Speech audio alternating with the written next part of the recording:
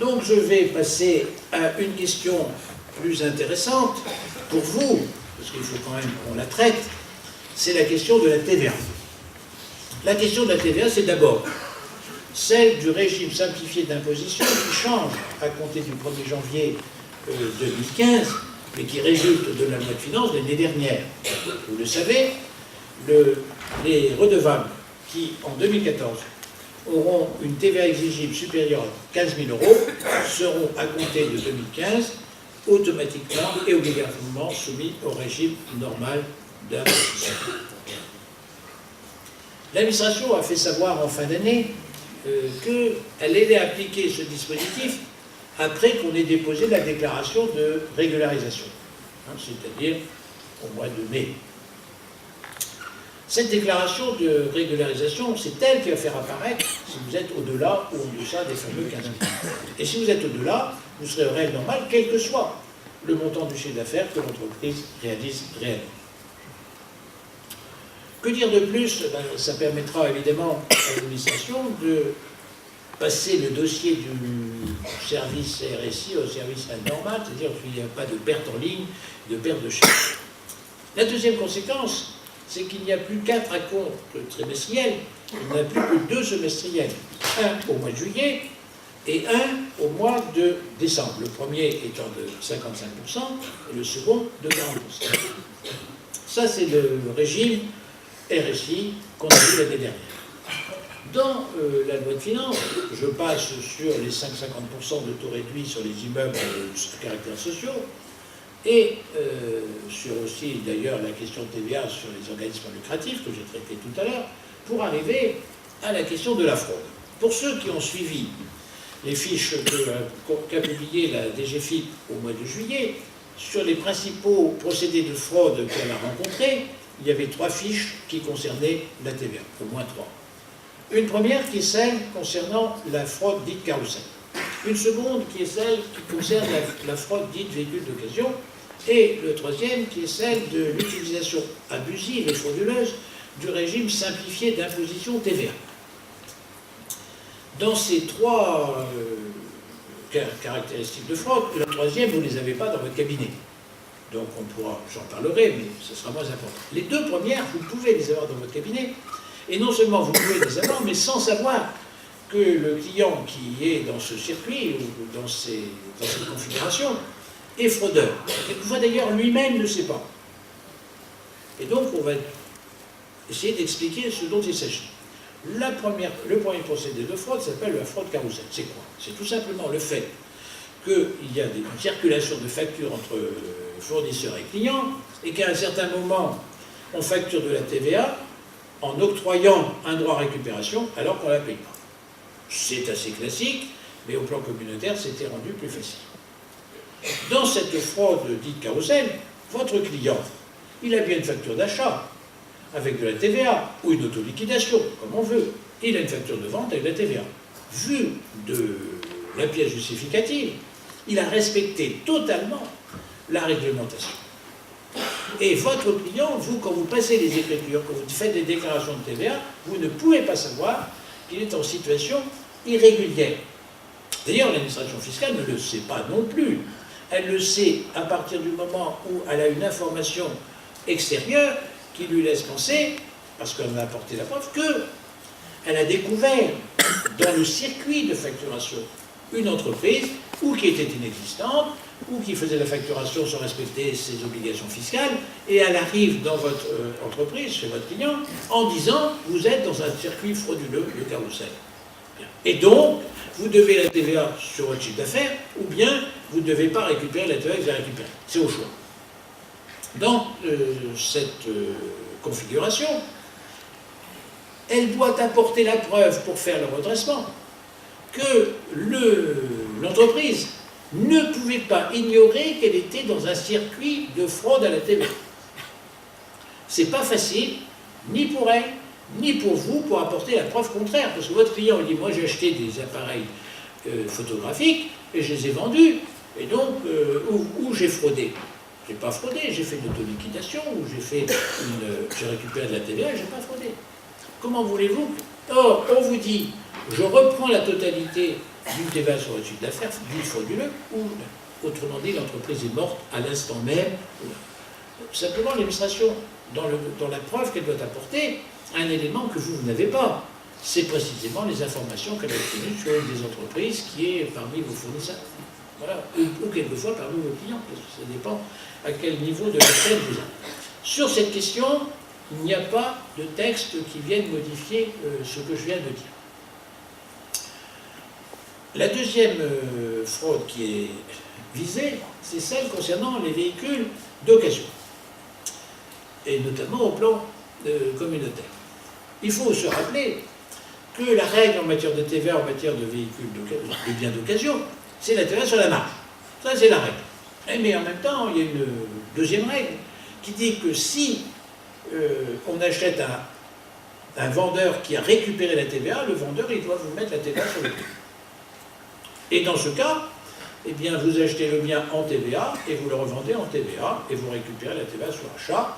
Ça revient d'une certaine façon à la TVA sur la marge, mais avec une récupération, une taxation sur le prix.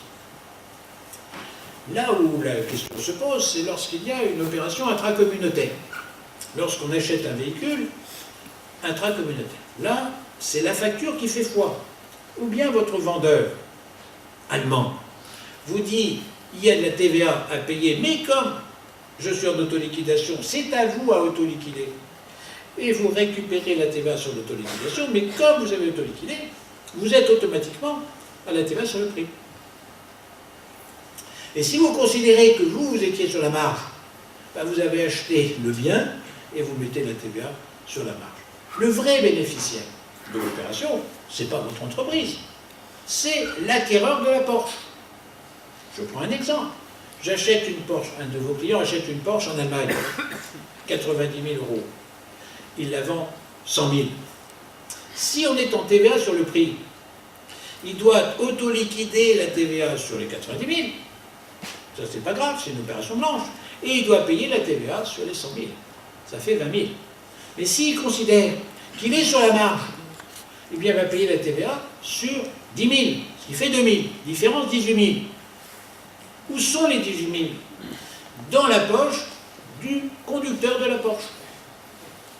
Et non pas dans la poche de votre entreprise. Autrement dit, quand l'administration va venir le voir, pour lui dire, vous me devez la TVA sur les prix de cession, alors qu'il a pris la TVA sur la marge, vous venez de perdre un client, parce qu'il est mort, il ne peut pas payer. Et l'administration a tendance d'ailleurs, dans ces circonstances, à le poursuivre au pénal.